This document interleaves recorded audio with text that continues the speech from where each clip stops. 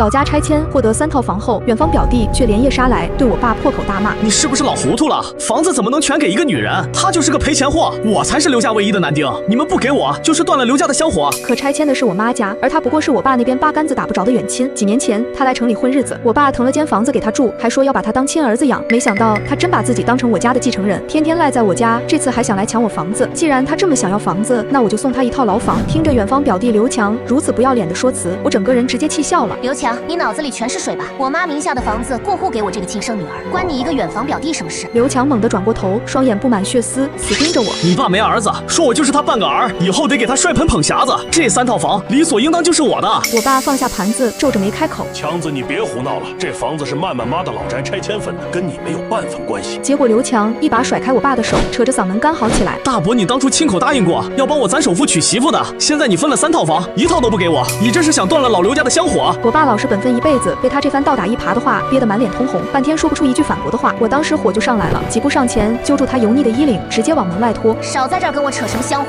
你一個連正經工作都沒有的混混，也配惦記我家的財產？”林曼曼，你敢動我，我可是獨苗。我懶得跟這種無賴廢話，抬腿就對着他的膝蓋彎踹了一腳，趁他踉蹌跌倒的功夫，直接把他掃地出門。防盜門被我重重關上，門外立刻傳來他尖利的叫罵聲。他直接躺在樓道的水泥地上撒潑打滾，左鄰右舍都探出頭來圍觀。見有人圍過來，他哭得更起勁了，對着街坊鄰居顛倒黑白：“各位評評理，我大伯沒有兒子，一直把我當親兒子養。那個惡毒的姐姐為了霸佔房產，竟然把我掃地出門。我可是男丁啊，他們這是要逼死我！”屋裡我爸聽得直嘆氣，急得在客廳裡團團轉。要不給他點錢，讓他趕緊走吧，這在鄰居面前太丟人了。我聽完果斷拒絕：“爸，你今天要是給了他1分錢，他明天就敢跑來要咱們家1套房。”我轉身進了衛生間，接了滿滿一盆涼水，拉開防盜門，對準地上的劉強兜頭就澆了下去。他的嚎叫聲瞬間戛然而止，渾身濕透的從地上坐起來，瞪着眼，不敢相信我敢這麼做。林曼曼，你個賤人，你敢潑我！我把空盆隨手扔在地上，居高臨下的看着他。清醒了嗎？不清醒，我再給你接一盆。他凍得渾身發抖，嘴裡留下一句狠話：“林曼曼，你給我等着，我一定要你好看。”次日清晨，我剛邁進公司大門，就覺得周圍的氣氛不對勁。平日裡見了面都會熱情打招呼的同事，三三兩兩湊在一起交頭接耳，看見我走近，立刻就閉了嘴，眼神躲躲閃閃的。我滿肚子狐疑，走到工位，剛拉開椅子坐下，對面的實習生小李就小心翼翼湊了過來，問我看沒看當天的同城熱搜。我心裡頓時湧上一股不好的預感，問他出了什麼事。他把手機推到我面前，屏幕上是一條短視頻，粗大的紅色標題寫着“姐姐霸佔老家，3套房逼死親弟弟”。視頻裡的劉強穿着破舊夾克，縮在我家小區樓道角落，面前還擺了個破碗，對着鏡頭聲淚俱下的賣慘：“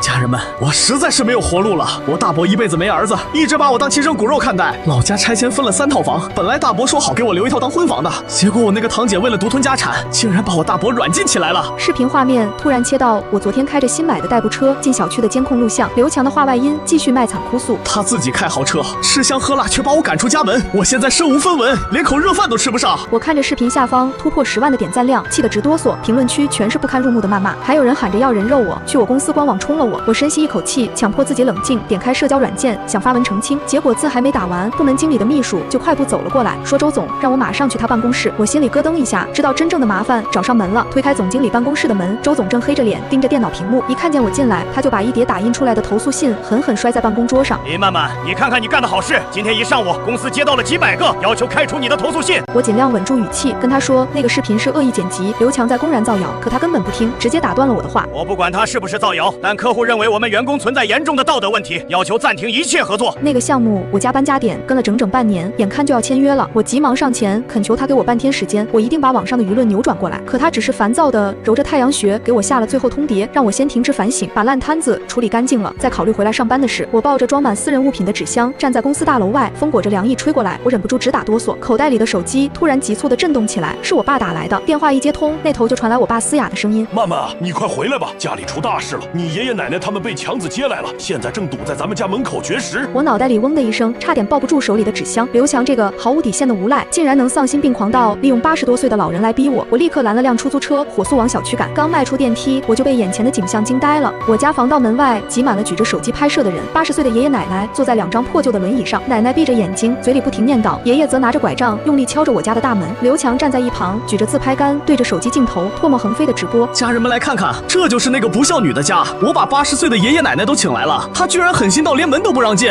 老人已經1天1夜沒吃飯了，他這是要活生生餓死自己的親長輩啊！我幾步上前，一把奪過劉強手裡的手機，對準地面瓷磚狠狠砸了下去。劉強，你是不是瘋了？爺爺奶奶身體本來就不好，你把他們大老老遠折騰到城裡來幹什麼？他絲毫不見慌亂，反而冷笑一聲：我折騰？明明是你逼的！你不把屬於我的房子交出来，爷爷奶奶今天就睡在這兒不走了。聽見我的聲音，輪椅上的奶奶睜開渾濁的眼睛，拍着大腿就開始嚎啕大哭。媽媽，你個沒良心的東西！你霸占了房產，這是要逼死我們老兩口啊！旁邊的爺爺也舉起拐杖指着我的臉：你趕緊把房產證拿出來給強子，你爸呢？讓他那個不孝子滾出來見我！緊閉的防盜門終於從裡面拉開了，我爸紅着眼眶，滿臉憔悴的從門縫裡擠出來，聲音乾啞的問：二老怎麼來了？奶奶一把攥住我爸的手腕，連聲哭喊：我們再不來，老劉家的根都要被你個糊涂蛋給斷了！你趕緊讓曼曼把房子过戶給強子，不然我們今天就餓死在你家門口！周圍舉着手機的人紛紛把鏡頭對準我爸。老林，你這也太不講理了，怎麼能對80歲的老人避而不見呢？給侄子一套房怎麼了？到底是一家人，总不能眼睜睜看着長輩餓死吧？四面八方的指責聲把我爸本就佝偻的腰压得更低了，他緩緩轉過頭，用一種近乎絕望的眼神看着我。曼曼，算爸求你了，給他一套房吧。看着我爸那副卑微妥協的樣子，我心底的火瞬間竄到了頂點。但我很清楚，現在發脾氣只會正中劉強的下懷，對付這種徹頭徹尾的無賴，只能順着他的貪婪，讓他自己掉進陷阱裡。我深吸一口氣，壓下滿心的厭惡，換上一副認命般的疲憊表情。行，我給。劉強那雙渾濁的眼睛裡瞬間亮起了貪婪的光，臉頰的肌肉都激動得發顫。姐，你早這麼說不就皆大歡喜了？咱們現在就去房管局辦理過戶手續。我側身避開他的手，冷冷地跟他說，房管局周末不上班，直接去公證處簽贈與合同，只要簽了字，市中心那套房子就是他的了。劉強愣了一下，隨即陷入狂喜。行，反正白紙黑字寫清楚，我也不怕你反悔。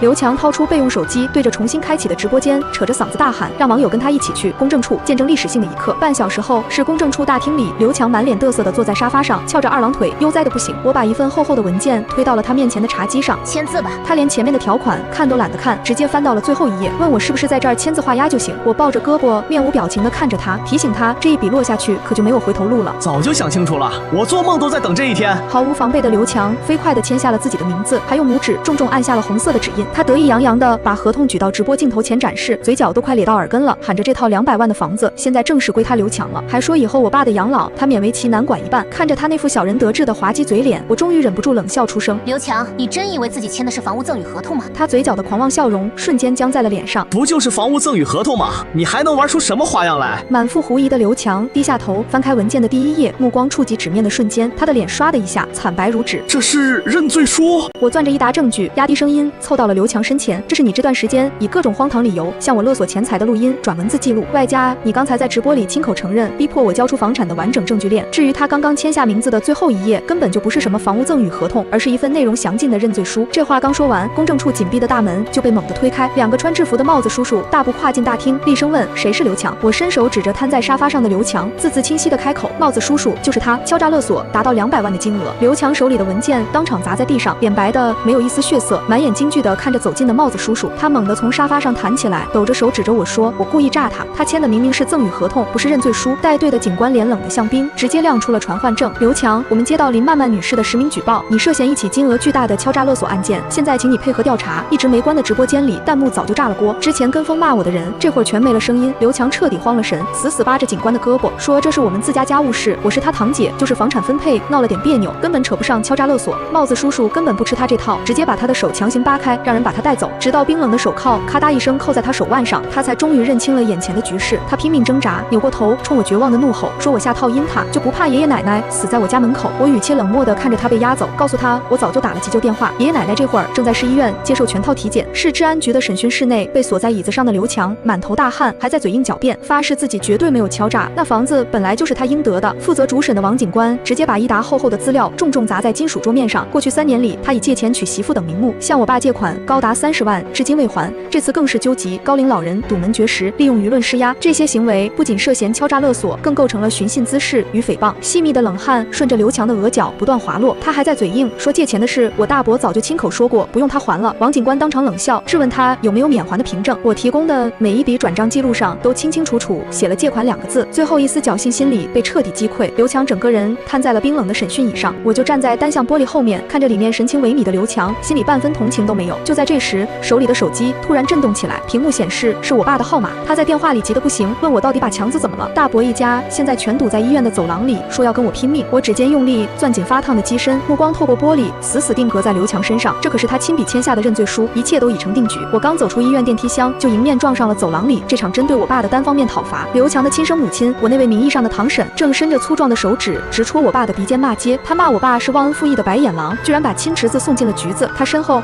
還簇擁着幾個聞訊趕來的老家遠親，一個個橫眉怒目地瞪着我爸。我爸被众人團團圍在中間，面色蒼白，毫無招架之力，只能不住地後退，還在試圖跟他們解釋清楚。可堂嬸根本不听，張嘴就讓我去治安局撤案，不然今天非撕了我们不可。我快步上前，穿过人群，一把拽住我爸的胳膊，将他护在了身後。我告訴他們，想讓我撤案，那是痴人說夢，公訴案件根本不是我單方面能撤銷的。堂嬸看見我，頓時張牙舞爪地抡起胳膊，就朝我的臉上猛撲過來，當眾教訓我。我迅速向右側身避讓，他撲了個空，腳下一個趔趄，重重地向前栽倒在地。他順勢坐在地磚上，開始熟練地拍着大腿，哭天喊地，指控我這個小輩毆打長輩。旁邊幾個看熱鬧不嫌事大的親戚也紛紛圍攏過來，對我指指點點，說我這事做得太絕情，以後沒臉回老家。看着眼前這群道貌岸然的醜惡嘴臉，我只覺得胃裡一陣翻騰。當年我媽生重病急需手術費的時候，他們沒有一個人願意借出哪怕1分錢。如今我家靠着拆遷分了房，他們就全跑來攀親戚。劉強這幾年從我家騙走整整30萬，他們真當自己心裡沒數嗎？圍觀病人家屬的竊竊私語聲越來越大，堂嬸的臉色青白交錯，難看到了極點。她猛地從地上爬起來，惡狠狠地盯着我爸，逼他給個準話，是認我們這些血脈相連的親戚，還是認我這個遲早要嫁人的閨女？我爸低着頭，雙肩抑制不住地微微顫抖。正當我以為他又要像以前一樣重蹈覆轍，選擇妥協時，他卻猛地抬起頭，雙眼赤紅地回視着對方。我林大強窩囊了大半輩子，但我不是任人拿捏的軟柿子。強子坑走的那些錢我可以不計較，但他千不該萬不該算計我閨女名下的房子，更不該折騰2位老人。以後誰要是敢再動我閨女一根指頭，我豁出這條老命也要跟他拼到底。我爸這番積壓已久的爆發，讓嘈雜的走廊瞬間陷入死寂。堂嬸滿眼震驚地呆立在原地，根本不敢相信眼前這個向來唯唯諾諾的軟弱男人竟敢公然反抗他。他自知理虧，又礙於周圍群眾的異樣目光，只能帶着那群滿臉善然的親戚灰溜溜地撤出了醫院。望着我爸挺直的脊背，我眼眶有些發熱。他轉過身拍了拍我的肩膀，扯出一抹苦澀的笑意，跟我說，以前是他太糊塗，總想着退一步海闊天空，結果反倒害我受了委屈，以後絕對不會再讓我孤軍奮戰了。就在這時，口袋裡的手機突兀地響了起來，來電顯示是我那個原定年底完婚的未婚夫周明軒。電話一接通，他張嘴就問我現在在哪，語氣裡沒有絲毫關心，反而填滿了毫不掩飾的指責。他說我現在在網上的名聲已經徹底搞臭了，他公司裡的同事全在背後議論，說我為了點家產就把親弟弟送進監獄。我壓抑着心底翻湧的怒火，盡量平穩地跟他說明原委，說我已經正式報案，治安局調查清楚後很快就會出具官方通報澄清事實。可他直接打斷了我的解釋，大聲抱怨說等官方澄清根本沒用，大家只會覺得蒼蠅不叮無縫的蛋。他還說他媽看了網上的視頻，氣得心臟病都要犯了，明確放話他們周家丟不起這個人。我的心臟不可遏制地往下一沉，握着手機的指骨因用力過度而微微泛白。我問他們家現在到底是個什麼意思，他居然用一種施捨的口吻給我發號施令，讓我趕緊去治安局簽一份諒解書，把劉強保出來，然後分給他一套房子當補償，把輿論平息下去。還說用房子換清靜日子，這筆賬我不可能算不明白，簡直荒唐到令人作嘔。這就是我滿心以為可以托付終身的男人，在危機降臨時不僅沒有給我半分支撐，反而企圖逼我割肉妥協。我問他知不知道劉強張口就勒索了我整整200萬，他滿不在乎地說那又怎麼樣，我名下不是有3套新房嗎，分他1套又不會少塊肉。他越說越暴躁，在電話那頭拔高了音量，甚至用婚事威脅我，說我如果執迷不悟，這婚就別結了。他居然想用婚姻作為籌碼，拿捏我逼我低頭。我閉上眼睛，深吸了一口微涼的空氣，聲音平緩且堅定，好啊，那就別結了，既然覺得我丟了你們周家的臉面，那就帶着你的彩禮立刻滾出我的生活。我果斷掛斷了周明軒的電話，緊繃多日的神經竟然感到了前所未有的暢快，徹底斬斷了這個總是企圖控制我的隱患。我沒有閒暇時間去為一段爛尾的感情傷懷。回到家中，我立刻打開電腦，將這幾年收集到的所有證據進行整理剪輯，裡面有劉強多次借錢不還且態度囂張的聊天記錄，還有他打電話威脅我爸必須交出房產的通話錄音。我把這些實打實的硬核素材配上字幕與時間線發布到了網上，標題僅有4個字：遲來的真相。不到半個小時，這條澄清視頻便在各大社交平台上迅速引爆。原本跟風辱罵的網民在看到帖證後，風向瞬間大反轉，全在罵劉強吃相難看，活該進去蹲着。隨着網絡輿論發酵，之前宣布讓我停職的周總親自撥通了我的電話，他的語氣從之前的嚴厲轉變為極其黏糊的諂媚討好。他說公司已經看到了我發在網上的澄清視頻，這完全是個誤會。客戶那邊也表示支持我的維權行為，那個大項目公司決定還是交由我來負責，還讓我第2天一早就回公司報到，高層決定破格給我加薪。聽着聽筒裡虛偽至極的客套，我毫無波瀾地回絕了他。我告訴他不必麻煩了，我已經將正式的辭職信發送到了郵箱裡，這種急於落井下石的公司我高攀不起。按下掛斷鍵，看着後台不斷飆升的粉絲數量，我唇角微勾，憑借這波巨大的流量，我完全有底氣成立個人工作室獨立接單。正構思未來的事業版圖時，手機突然彈出一條老小區監控系統的異常警報。我點開實時畫面，眼神瞬間暗了下來。監控中，劉強的父母帶着幾個親戚，正拎着鐵錘和紅油漆桶，鬼鬼祟祟地摸到了我那2套待售新房門前。滿臉憤恨的堂嬸掄起生鐵錘，重重地砸在嶄新的防盜門上，嘴裡還罵罵咧咧說要把我這房子砸爛。刺目的紅油漆被他們肆意潑灑在潔白的牆面上，看着觸目驚心。目睹他們瘋狂打砸的犯罪過程，我反手撥通了物業管理處和報警中心的電話。喂，110嗎？有人正在暴力破壞我的私人住宅。我緊盯着屏幕裡揮舞鐵錘的堂嬸，語氣平淡的自語：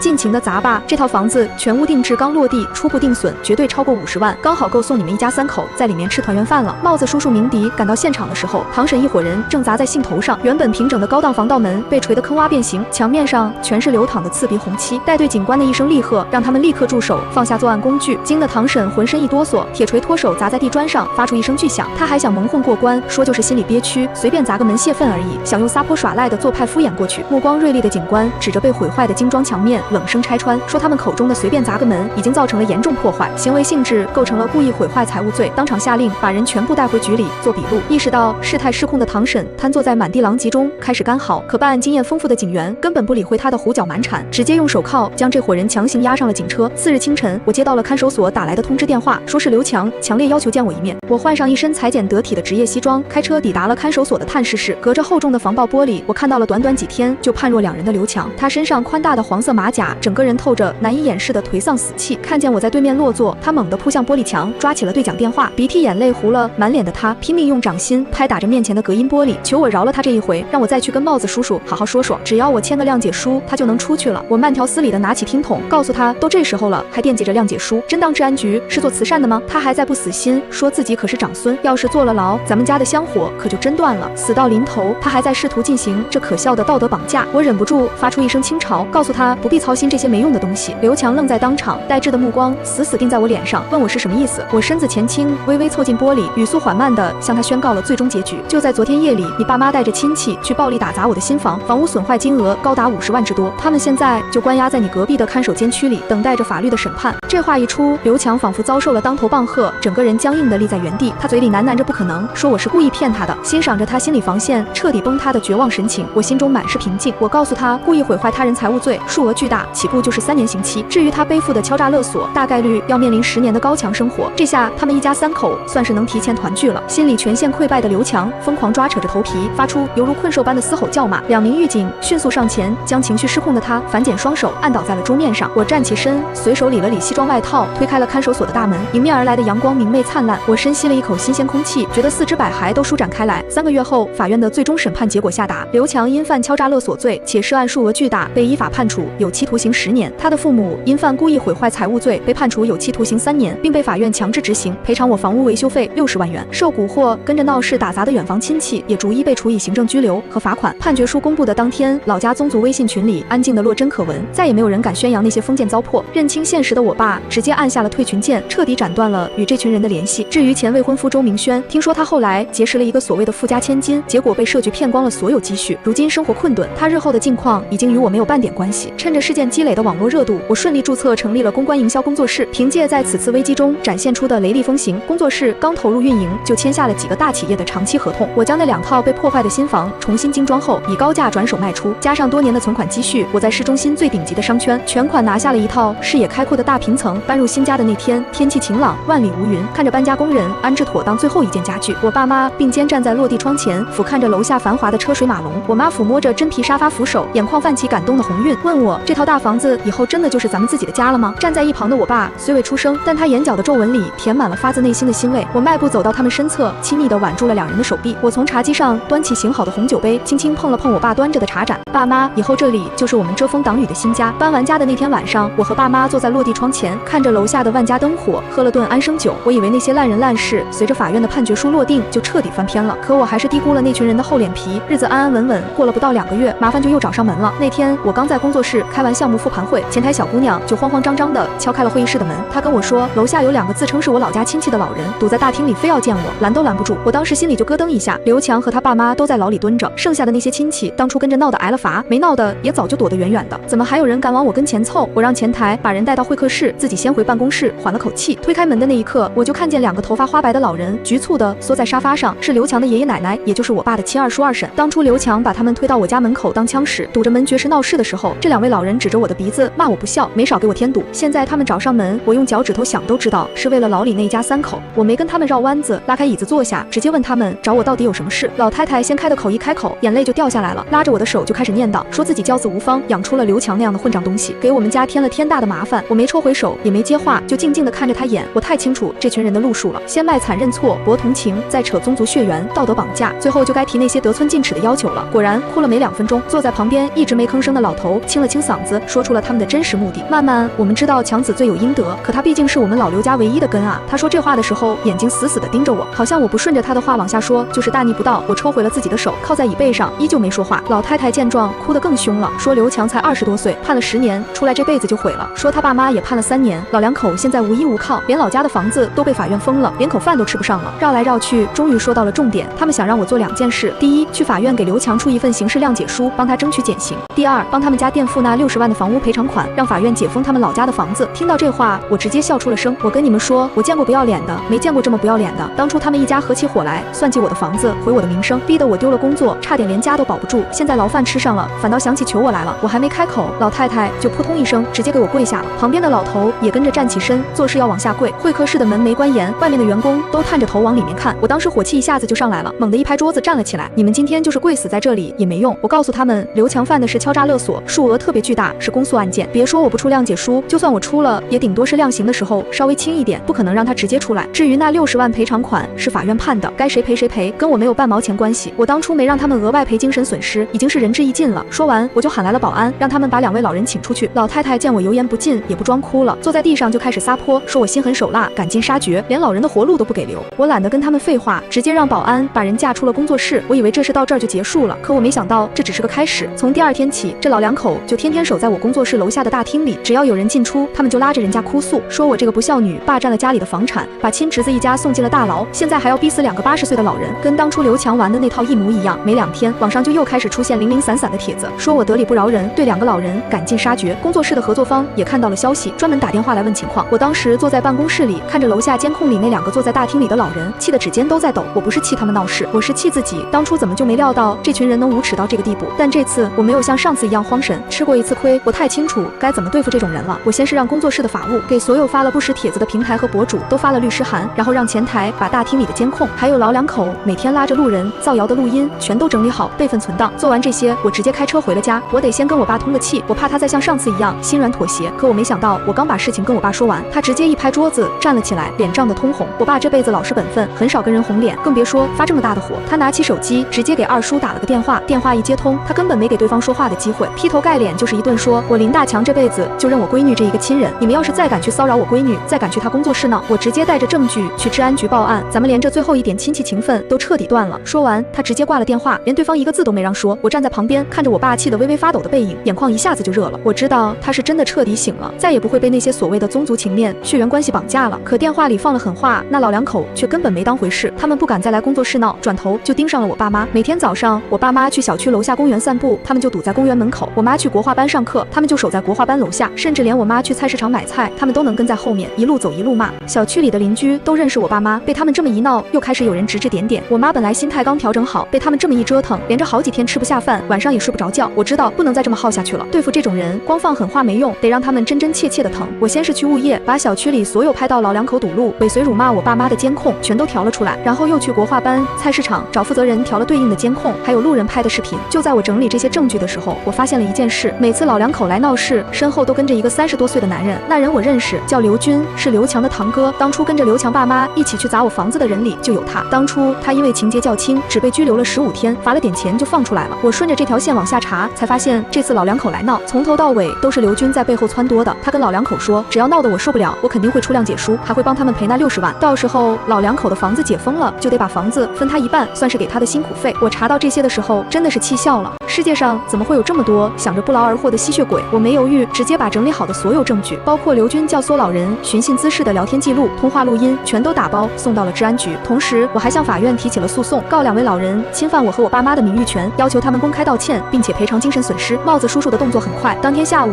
就把劉軍傳喚到了治安局。面對我提交的鐵證，劉軍根本無從抵賴。他不僅教唆老人尋釁滋事，之前還跟着劉強一起多次找我爸借錢不還，甚至還參與過劉強第一次堵門鬧事，數罪並罰，直接被治安局處以行政拘留20天，並處以高額罰款。那2個老人也被帽子叔叔傳喚過去，進行了嚴肅的批評教育，還出具了書面警告。帽子叔叔明確告訴他們，如果再繼續騷擾我們一家，就會依法對他們採取拘留措施。從治安局出來之後，那2個老人再也沒敢出現在我們面面前，連老家的宗族群裡都徹底安靜了，再也没人敢說一句我心狠的话。我爸知道結果之後什么都没说，只是当天晚上多炒了2个我爱吃的菜，给我倒了满满一杯红酒。他跟我说，以前是他糊涂，总想着息事宁人，結果越退別人越得寸進尺，現在他才明白對付無賴，退一步換來的從來都不是海闊天空，而是變本加厲。我碰了碰他的杯子，沒說話，這些道理我早就懂了，只是我沒想到還有人不長記性，非要往我的槍口上撞。這個人就是我的前未婚夫周明軒。當初他因為怕我影響他的名聲，逼着我給劉強賠房子，不然就退婚。我乾脆利落的跟他分了手，拉黑了他所有的聯繫方式。這大半年他從來沒聯繫過我，結果那天我剛從工作室出來，就看見他站在樓下的馬路邊，手裡捧着一束花。幾個月不見，他憔悴了不少，穿着也沒以前那麼光鮮了。看見我出來，他趕緊迎了上來，臉上堆着討好的笑，跟我說他知道錯了，當初是他鬼迷心竅，求我再給他一次機會。我抱着胳膊冷冷的看着他，沒說話。他見我沒直接走，更來勁了，跟我說他知道我現在工作室做得風生水起，在業內名氣很大。他說他當初跟我分手之後過得特別不好，被人騙光了積蓄，工作也丟了。他說他心裡一直都有我，想跟我復合，以後一定好好對我，再也不會讓我受委屈。我聽着他這些鬼話，只覺得惡心。當初我落難的時候，他不僅不幫我，反而落井下石，逼着我妥協退讓。現在我混得好了，他又舔着臉回來求復合，真當我是收垃圾的。我沒跟他廢話，直接繞開，他就往車那邊走。他見狀趕緊追了上來，伸手就要拉我的胳膊，我猛地側身躲開，眼神冷得像冰。周明軒，你給我滾遠點！我告訴他，當初是他自己說的，這婚別結了，現在他過得好與不好都跟我沒有半毛錢關係。我這裡不是回收站，不收他這種沒擔當、沒良心的垃圾。他被我罵得臉上紅一陣白一陣的，站在原地半天沒說出話來。我沒再看他一眼，拉開車門就上了車，一腳油門開走了。從後視鏡裡，我看着他站在原地的身影，只覺得可笑。這大半年，我見過太多這樣的人了。你落難的時候，他們恨不得踩上你兩腳，再吐口唾沫；你風光的時候，他們又像蒼蠅一樣圍上來，想分一杯羹。對付這種人，唯一的辦法就是永遠不要給他們任何靠近你的機會。日子就這麼一天天過着，我的工作室越做越大，從最開始的幾個人發展到了幾十個人的團隊，簽下了好幾個行業內的大客戶。我爸媽的日子也過得越來越舒心。我爸跟着小區裡的大爺們學釣魚，每天早出晚歸，時不時給家裡添到美味，樂此不疲。我媽的國畫越畫越好，還在市裡的老年書畫展上拿了獎。至於牢裡的劉強一家，我再也沒聽過他們的消息。偶爾有老家的人提起，也是劉強在牢裡不老實，屢次違反監規，被關了禁閉，減刑的事想都別想了。他爸媽在牢裡也是天天吵架，互相埋怨，日子過得一地雞毛。我聽了心裡沒有半分波瀾，路是他們自己選的，牢飯自然也得他們自己吃。那天周末，我帶着爸媽去郊外的農家樂玩，我爸坐在魚塘邊釣魚，我媽在旁邊的菜園裡摘新鮮的蔬菜。我站在田埂上看着這一切，風裡裹着青菜和泥土的清香氣，心裡軟得一塌糊塗。之前那些雞飛狗跳的糟心事，早被這暖風吹得沒了蹤影。原來拼盡全力護住家人，安安穩穩過好自己的小日子，才是最踏實的圓滿。